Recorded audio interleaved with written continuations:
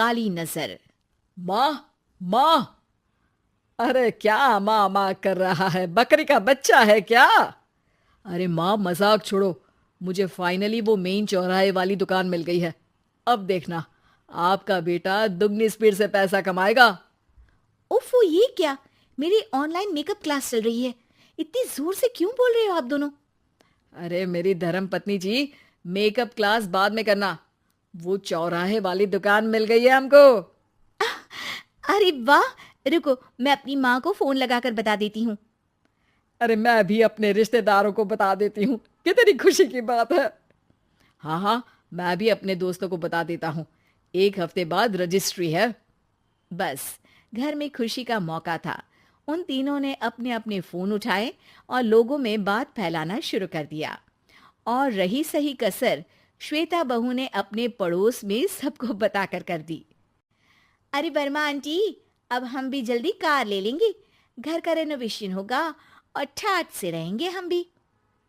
अरे, ऐसा क्या हुआ? लॉटरी बाटरी लग गई है क्या? अरे, इस बार चौराहे वाली मॉल में हमको भी दुकान मिल गई है। दुकान नंबर 21, जो एकदम चौराहे पर है।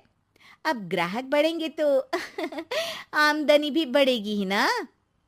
अरे वाह, कितनी खुशी की बात है। मैं बहुत खुश हूँ तुम्हें इतना खुश देख के। बाकी एक बात कहूँ, सबको मत बताते फिरना। किसी की नजर लग जाएगी तो खुशी की खबर वापस लौट जाएगी। हैं? ऐसे थोड़ी ना होता है। अब डरा रही हो? अरे सही कह रही हूँ। काली नजर कहते हैं इस चीज को, जब आप किसी को कुछ बताओ और वो काम बिगड़ जाए। अरे लेकिन मैं तो। तुमने सबको बता दिया ना? हाँ, फोन लगा लगा के। अब बच के रहना।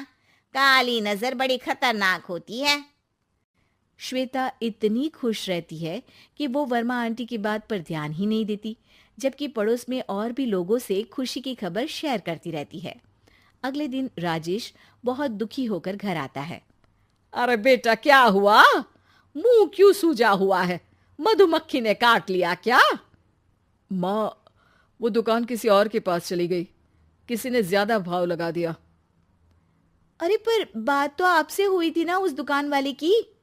हाँ, आज मैं टोकन अमाउंट देने गया था, तब मुझे पता चला। कोई आकर सुबह मुझसे पहले ही ज्यादा अमाउंट दे गया। काली नजर। क्या? क्या कहा? वर्मा आंटी ने समझाया था कि किसी को बताना मत, वरना काली नजर लग जाएगी। अच्छा, तुम्हें उनकी बात मान लेनी चाहिए थी। उनकी बात मान लेती, लेकिन उसके पहले ही सबको बता चुके थे ना हम तीनों। अरे अगली बार से ध्यान रखेंगे। कोई भी नई चीज होगी तो किसी को नहीं बताएंगे। तीनों कुछ दिन ऐसे ही रहते हैं, पर एक दिन श्वेता को एक मेल आता है। राजेश, मेरा ऑनलाइन मेकअप कोर्स कंप्लीट हो गया। अब मैं खुद का पार्लर खोल सकती हूँ। अरे वाह, अपने मोहल्ले में ही खोलते हैं। ये जो घर के सामने दुकान है ना, वहीं। हाँ, यहाँ सस्ती भी मिल जाएगी। अगले दिन श्वेता वर्मा आंटी के पास जाती है, मिठाई का डब्बा लेकर। अरे आओ आओ, कैसे आना हुआ? जोर से नहीं बोलूंगी। वो सामने वाली दुकान है ना, वहां मैं अपनी पार्लर की दुकान खोलने वाली हूँ। उसकी मिठाई है। अरे वाह, बहुत बधाई हो तुमको। हाँ, मैं कमाने लगूंगी तो राजेश पर पूरे घर का बोझ नहीं रहेगा ना आंटी जी। ये तो है। पर ये बता कि तूने ये बात किसी और को तो नहीं बताई ना? अरे नहीं नहीं, पिछली बार गलती कर दी थी। काली नजर लगी किसी की और राजेश के हाथ से वो दुकान चली गई थी। सबको मत बताना। चलो मैं चलती हूँ, कल दुकान की बात करने भी तो जाना है। अगले दिन श्वेता दुकान के लिए मालिक से बात करने जाती है। अरे लेकिन दुकान तो हम कल रात को ही किसी को दे चुके हैं। कल ही? हाँ, कल ही। 2 दिन बाद कोई यहाँ पार्लर भी खोल लेगा। अब कहीं और दुकान देख लीजिए। अरे पर हमको भी तो पार्लर ही खोलना था। हाँ भाई, ये एक ही दुकान है, आधी आधी तो नहीं दे सकता ना मैं। राजेश और श्वेता घर पर हताश होकर आ जाते हैं। इस बार तो किसी को बताया भी नहीं था। अब किसकी काली नजर लग सकती है? सुनो, तुमने माँ को बताया था क्या? अरे कैसी बात कर रही हो? माँ की नजर थोड़ी ना लगेगी। पक्का तुमने किसी को नहीं बताया था ना? सिर्फ वर्मा आंटी को बताया था।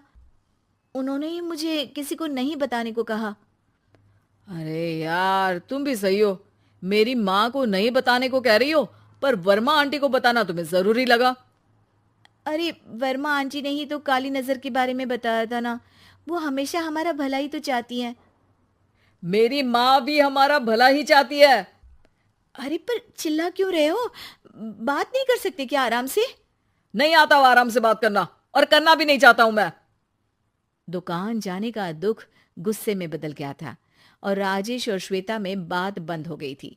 2 दिन बाद मोहल्ले में पार्लर का इनॉग्रेशन हुआ, जिसमें मोहल्ले के सभी लोगों को बुलाया गया, पर श्वेता, राजेश और माँ नहीं जाते।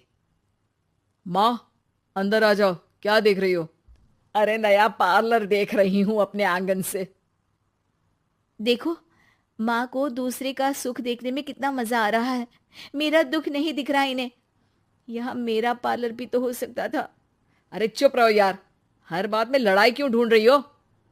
राजेश और श्वेता फिर बहस करने लगते थे। तभी माँ ने दोनों को बाहर बुलाया। अरे जरा देखो तो दुकान चलाने वाले का बोर्ड पर नाम क्या लिखा है? श्रुति वर्मा। गाड़ी निकाले बेटा, हमें कहीं जाना है। काली नजर का इलाज कराने। राजेश अपनी बाइक निकालता है। तीनों ट्रिपलिंग कर रहे हैं। माँ राजेश को उस मॉल वाली दुकान पर लेकर जाती है जहां राजेश अपनी दुकान खोलने वाला था। यही दुकान लेना चाहता था ना तू? हाँ, पर इनको भी दुखी करने लेकर आई हो क्या यहाँ पर दुकान दिखाकर? वहां काफी नहीं था? अरे श्वेता थोड़ा सब्र रख, अभी पता चलेगा कि हम यहाँ क्यों आए हैं। बता, इस दुकान चलाने वाले का नाम क्या है? अनुपम वर्मा। कुछ समझ में आया? वो दुकान वाली श्रुति वर्मा, ये दुकान वाला अनुपम वर्मा, और हमारे पड़ोस में हमने उस दुकानों के बारे में बताया किसको था? वर्मा आंटी को। मतलब वर्मा आंटी ही हमारा काम बिगाड़ रही है? नहीं नहीं, ऐसा नहीं हो सकता। ये बस इत्तेफाक है।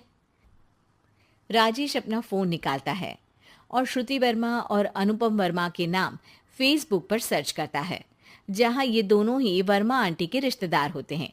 श्वेता को समझ में आ जाता है कि वर्मा आंटी की ही नजर काली नजर है। अब क्या करना है?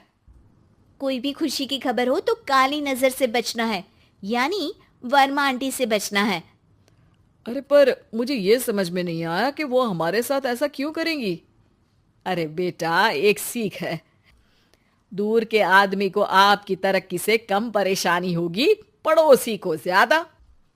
दोनों माँ की बात में हामी भरते हैं और अगला काम चुपचाप करने की कसम खाते हैं, ताकि आगे से वर्मा आंटी कोई काम ना बिगाड़ सके।